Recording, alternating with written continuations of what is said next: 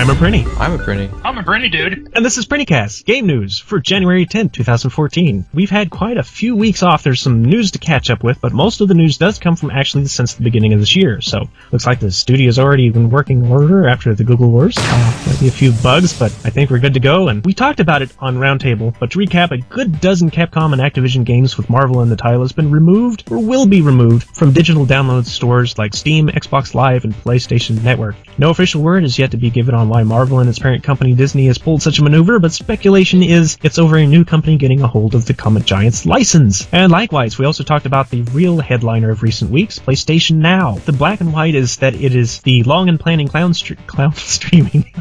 Clown! Total nightmare fuel. Y'all float down here. That's going to take me a second to get over.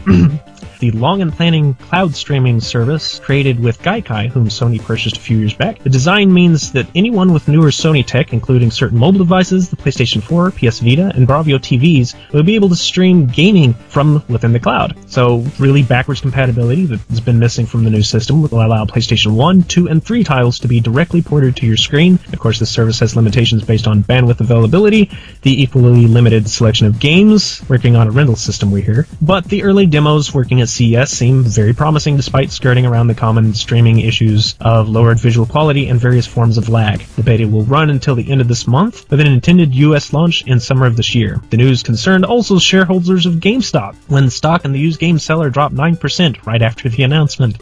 Just before New Year's, a group calling themselves DERP was committing DDoS attacks against several sites. For those of you that don't know, DDoS attack is where one overloads a network with more load than it can handle, causing it to deny service to other users. The sites targeted include Blizzard's Battle.net, EA.com, Dota 2, and League of Legends. Well, the systems recovered quickly enough, but didn't quite end there. Apparently the attacks were all related to a response against streamer Phantom Lord, and the attacks were happening against whatever he was playing at the time that he was streaming.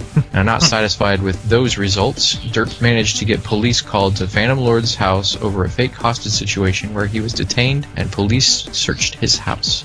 Phantom Lord posted the stream when he returned where he talked about it for a good hour, explaining everything that happened to it from his perspective, all while still getting prank pizza deliveries sent to his house.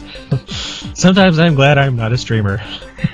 Man. And being a former pizza delivery guy, I just have to say to the people doing the prank calls, every single one of you. Yes. You all. That's hell on earth. Yes. He did try to pay off as many of them as he could, so he's trying to be a good sport about all this, but yeah, that's scary stuff. But speaking of scary stuff, what's going on over there at EA, Grover? EA had a busy holiday as well, getting slapped with yet another lawsuit over the Battlefield 4 situation, and then Alex Ward and Fiona Sperry left their post. They are founders of the Criterion games, who have been the driving force behind Burnout for well over a decade, and after the studio had a huge staff reduction as they were put into the Ghost games to work on the latest Need for Speed games. The two have voluntarily left the team to start anew together for a new game studio. Soon after that, PopCap CEO Dave Roberts announced his retirement from EA-owned studios famous Bejeweled and Plants vs. Zombies. However, Jason Kapulka, one of the studio's three founders, will also be leaving when Roberts does. And then just as week, Chillingo founders Chris Bayet and Joe Wee have also left their humble mobile studio without citing much reason. There's a lot of founders leaving their homegrown ships. Coincidence, or is this another big iceberg for the Titanic that is EA? Yeah, I think so. Very good question indeed. EA, who are you pissing off now? Hello Games got a horrible early Christmas present as the British studio famed for its Joe Danger games when it suffered a severe storm on Christmas Eve that caused a flood that ran throughout the building and ruined furniture and equipment alike. Even a large portion of its console collection was decimated. But the small team of game makers still kept their heads up and humor on call with Twitter posts like, a life-size cardboard cutout of Joe Danger went floating past face down. Poor Joe, he's taking this the worst. And massive thanks to everyone who tried to help here today. We have learned that laptops sometimes float. Things got worse as the insurance company refused to cover anything because they apparently ultimately didn't cover flood damage. That's not all unusual. And still the team isn't backing down and prepping what they could salvage of their work to get No Man's Sky and Joe Danger Infinity back on track. Keep on trucking, Hello Games. More power to you. So what is our other big sinking boat of a friend doing? Zynga is partnered with BitPay to allow Bitcoins as a mean of payment for the various games like Farmville 2 and Cityville, which is an interesting risk to take on the peer-to-peer payment system that was released on open source in 2009. online, where it's picked up a lot of steam since, despite the lack of any bang to back any of the money or any form of consumer protection. It's become an increasingly big business, especially since groups like Reddit, OkCupid, and Virginia Galactic have hopped on the bandwagon. And if anybody wants to know, Bitcoin at the moment is at roughly like 14,000 per Bitcoin. Yep. That's American dollars. Yep. So yeah. A couple of deaths in the gaming world since Christmas week includes Nelson Remix Reyes, who played a major role in the esports team Empire Arcadia, based out of New York, as well as Greg Martin, the artist behind many of Pac-Man and early Sonic's box covers, as well as an animator for the old Tom and Jerry and Flintstones cartoons. What? James Avery. He died too. Did he? Yeah. I did not know that. No. No, Uncle Phil. Darn nabbit. He was the voice of Shredder, man. Yes, Yep. it was. I think he was most commonly known as Uncle Phil, though, on Fresh Prince. True enough. Now here's some video of Robert Bowling eating some cake while playing Call of Duty. Look at the way he smudges those crumbs into the controller, that bastard. What? I'm just kidding.